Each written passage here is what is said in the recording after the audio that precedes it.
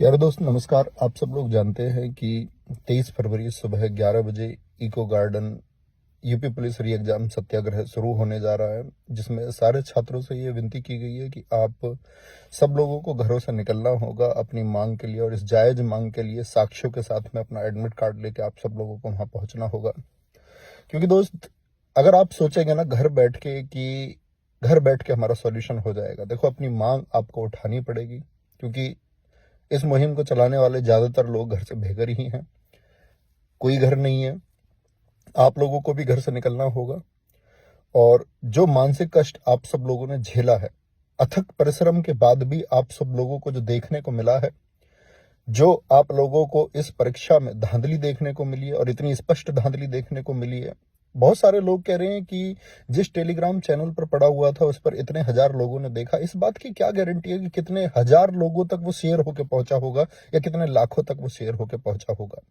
दोस्त, आपकी आवाज को कभी भी मैं ये भी देख पा रहा हूं, कुछ लोग उसमें बोल रहे हैं कि मतलब उसके कुछ पक्ष बता रहे हैं। मैं कह रहा हूं कि ये वो सब लोग हैं जो पेपर पा गए हैं, और जिनको पेपर मिल गया और जिनका अच्छा स्कोर एग्जाम में हो गया है, वो कभी नहीं चाहेंगे कि ये परीक्षा दोबारा हो। और अगर वो नहीं चाहते, उसी के लिए लेकर के उनके तर्क हैं, उन्हीं को लेकर के उनके पॉइंट है कि परीक्षा दोबारा नहीं होनी चाहिए, क्योंकि उन सबका नुकसान है। क्योंकि पढ़ने वाला कोई बच्चा, उसे कोई दिक्कत नहीं है, उसको अपने पूरे जीवन भर उसे परीक्षाएं पिछले वर्षों में देता हुआ आया है, अगले वर्षों में परीक्षा देने के लिए तैयार है, लेकिन धांधली के लिए तैयार नहीं है। बाकी विवेक सर ने आप सब लोगों को कल वीडियो में बताया, उनकी वीडियो को जाकर के उनके चैनल पे भी आप देखें, उसको शेयर करें कि किस तरह से ये आंदोलन चलेगा। और सबसे ज्यादा जरूरी बात यह है कि आप इसको अहिंसा के माध्यम से चलाएंगे, और इस देश को, इस प्रदेश को साथ ही दिखना चाहिए कि क्या हम आपका इस व्यवस्था को बिगाड़ने वाले लोग हैं, या भविष्य में हम इस व्यवस्था में साथ देने वाले लोग हैं। ये लोग प्रदेश की सेवा के लिए, माननीय मुख्यमंत्री जी, सब लोग भर्ती होने वाले थे। इन्होंने सपना देखा, 60,244 घरों में एक आस जगी, लाखों घरों में एक आस जगी, और सब लोगों ने सपना देखा। एक ठेली पर पड़ता हुआ, एक भट्टे पर काम करता हुआ, सबसे निम्न वर्ग का बच्चा इस परीक्षा के लिए उठ खड़ा हुआ।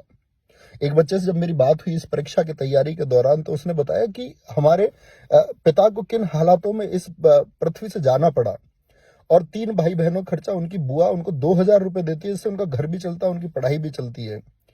तो वो मेरे पास आया, मैंने उसे आश्वासन दिया कि भाई तुम्हारी आगे की मदद मैं करूंगा, और आगे की मदद मैं करूंगा। और वो बच्चा इतना निष्ठावान, ईमानदार है, उसने आज तक मुझसे कोई मदद नहीं ली, आज तक। तो उस निम्न वर्ग का उस सपने को संजोता हुआ जो इस देश का, इस प्रदेश का युवा है, वो इस भर्ती के लिए सपने देख रहा था। और स्पष्ट साफ है आपका, सब वहां पर एकदम से, ये मतलब थोड़ी भी गुंजाइश नहीं है कि कोई आदमी उस पर विचार करे कि धांधली हुई है या नहीं हुई है। एक स्पष्ट धांधली हुई है, और उसी छात्रों की मांग को लेकर के आपका यूपी री एग्जाम सत्याग्रह 23 फरवरी सुबह 11 बजे इको गार्डन। साथ ही अपने साथ में अपना खाने का कुछ भी, एक कॉपी, एक पेन, एडमिट कार्ड जेब में, एक किताब ले आना। हो सकता है आपको वहां पर रुकना पड़े, पुस्तक ले आना भाई, अपनी रुचि की कोई एक किताब ले आना जिसको वहां पढ़ते रहें। ये छात्र वर्ग की बात है, ये मानवता की बात है, और इसमें सभी लोगों को जुड़ना चाहिए। क्योंकि भाई सब झेल लेंगे, सबके परिवारों को क्या मानसिक कष्ट इस समय दिया जा रहा है, आपके, हमारे। क्योंकि मैं ये मानता हूं कि हम लोग इसको झेल लेंगे जैसे भी होगा, लेकिन आपको जो मानसिक कष्ट पहुंचेगा, और पूरे जीवन जो पहुंचेगा, पूरे जीवन जो उस अवसर जो मिला था अपने जीवन को बेहतर करने का, अगर वो हाथ से चला गया तो वो फिर कभी लौट कर नहीं आने वाला है। तो दोस्त, एक ही मांग, और बहुत ही व्यवस्थित ढंग से, कि कोई इस पर प्रश्न चिन्ह लगा पाए, और ये प्रदेश याद रखे कि क्या इतना व्यवस्थित भी कोई आंदोलन हो सकता है। और इतिहास याद रखेगा इस आंदोलन को। साथ ही आप पहुंचेंगे 23 तारीख को। और इसके बाद मैं आपको बताऊं कि मेरे इंस्टाग्राम पर, क्योंकि दोस्त और बाकी चैनल पर वीडियो नहीं आ सकती है, चैनल का एक्सेस हमारे पास नहीं है, ठीक है। वो वीडियोस वेरीफाई हो रही हैं कि कौन सी वीडियोस पे जाएगी या नहीं जाएगी, वो एडमिनिस्ट्रेशन के मतलब परमिशन के बाद ही वहां चीजें जा रही हैं। और इसके बाद भी हो सकता है मेरी तरफ से आपको यहाँ मैसेज मिले कि भाई इस आंदोलन में मैं साथ नहीं हूं, या किसी भी तरह का, तो आप उस मैसेज को झूठ मानना। और मतलब मेरी तरफ से कुछ भी ऐसी चीज आई जो आपको लगे नेगेटिव है यहाँ पर आपके इस आंदोलन को लेकर के, आपसे खराज जाना, आप मान जाना, आपके भाई के शब्द वो नहीं है। तो दोस्त, पहुंचेंगे 23 तारीख सुबह 11 बजे इको गार्डन। बाकी विवेक सर की वीडियो जरूर देखें, आप सब लोगों के लिए सब कुछ दांव पे लगाए हुए हैं। सारे टीचर इसमें आप लोगों के साथ हैं, सारे अध्यापक लोग इसमें बात कर रहे हैं। हर प्रत्येक व्यक्ति, मैं पहली बार देख रहा हूं कि आपको लेकर के सब एक साथ हैं, कंधे से कंधा मिलाकर के सारे अध्यापक वर्ग। टारगेट पे आलोक रवि तिवारी सर, आपका विवेक सर, इसको आप लोग जानते ही हैं कि उन्होंने अपनी जान जोखिम में लगा करके इसके लिए वो कितना कुछ सह रहे हैं और आप लोगों के लिए सबसे स्पष्ट रूप से बोल रहे हैं।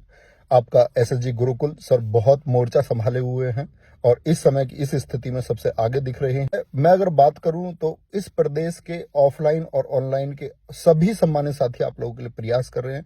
तो साथी, अब जरूरत है कि आप जाग पाएंगे, नहीं जाग पाएंगे। आज सुबह भी नोटिस आया, सुबह के नोटिस में भी आप लोगों ने देखा होगा कि वो कह रहे कि 23 तारीख तक आप अपने जो भी प्रत्यावेदन है उनको भेज दीजिए। बोर्ड अच्छा डिसीजन लेगा, आप छात्रों के हित में डिसीजन लेगा। लेकिन दोस्त, ये सब आप लोग अपनी आवाज को बहुत बुलंद तरीके से उठा पा रहे हैं, इसकी वजह से वो आवाजें आ रही हैं। तो आप सब लोगों को आवाज इस तरह से उठाए रखनी है, क्योंकि वो बहुत सारे प्रयास होंगे कि आपकी आवाज को धीमा कर दिया जाए, आपकी आवाज को दमन कर दिया जाए। लेकिन इतनी एक व्यवस्थित मांग होनी चाहिए, इतने हिंसात्मक रूप से होनी चाहिए, क्योंकि दोस्त इसमें संवेदनाएं हैं, भावनाएं। और मैं प्रशासन से भी ये गुजारिश करूंगा कि पुलिस प्रशासन भी समझे कि आपके बच्चे हैं। आप जब सब भर्ती हुए होंगे तो आपके सपने रहे होंगे कुछ, और अगर आपके सपने को कुचला जाता या कुचल दिया जाता तो आप इस समय यहां वर्दी में नहीं होते। तो आप जो किसी को भी मानसिक कष्ट दे रहे हैं, किसी के परिवार को, किसी की माता, किसी पिता को, ठीक है, झेला जाएगा। लेकिन आप लोग थोड़ी एक इंसानियत, थोड़ी सी संवेदनाएं, थोड़ी सी भावनाएं इन बच्चों के लिए रखिए, प्लीज। मेरी रिक्वेस्ट है सब लोगों से, और सब लोग पहुंचे और अपनी इस मांग को उठाए। थैंक यू, जय हिंद।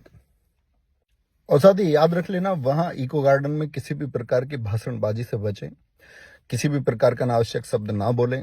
जो आप लोगों को लगे 10-20 बच्चों में जो अच्छा बोल सकता है, अपने तथ्यों को अच्छे से पेश कर सकता है, सभी प्रकार के मीडिया का, अपने जितने भी यूट्यूब चलाने वाले स्टूडेंट्स हैं जो अपना चैनल बनाए रखते हैं, ठीक है, उन सभी का स्वागत है। सारी मीडिया से बड़े अच्छे से, विनम्रता से सब लोगों से बात करें, अनावश्यक कोई बात ना करें, ठीक है। और वहां बैठिए और पंक्तिबद्ध होकर वहां बैठना, ताकि सब लोगों को दिखे कि इतनी संख्या भी क्या पंक्तिबद्ध हो सकती है। हाँ, हो सकती है साथी। ये मेरी आप सब लोगों से हाथ पैर जोड़ करके रिक्वेस्ट है कि आप इसको सफल बनाना।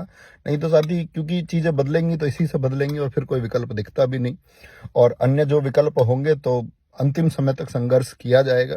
हर अंतिम विचार पर सारे अध्यापक गण सहयोग करेंगे आप सब लोगों के लिए। जब तक ये जंग रहेगी, जब तक ये संघर्ष रहेगा, जब तक ये मांग रहेगी, तब तक इसको चलाया जाता रहेगा। लेकिन आप एक व्यवस्थित तरीके से अपनी बात को वहां पर पुट करें और मतलब अनावश्यक किसी शोर से बचे।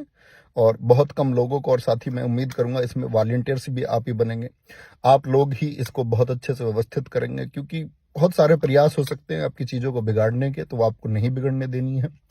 कौन अध्यापक गिरफ्तार होंगे, कौन गिरफ्तार हुए हैं, भविष्य में बहुत सारी ऐसी चीजें सामने को आएंगी आपको देखने को। लेकिन याद रख लेना कि आंदोलन को आप लोग चलाए रखेंगे, और जो लोग आप लोगों को लगे कि सबसे व्यवस्थित लोग हैं, उनको स्वयं ही आप आगे करेंगे और खुद से आगे पहुंचने का मौका देंगे और इस मुहिम को आगे बढ़ाते रहेंगे। थैंक यू, नमस्ते।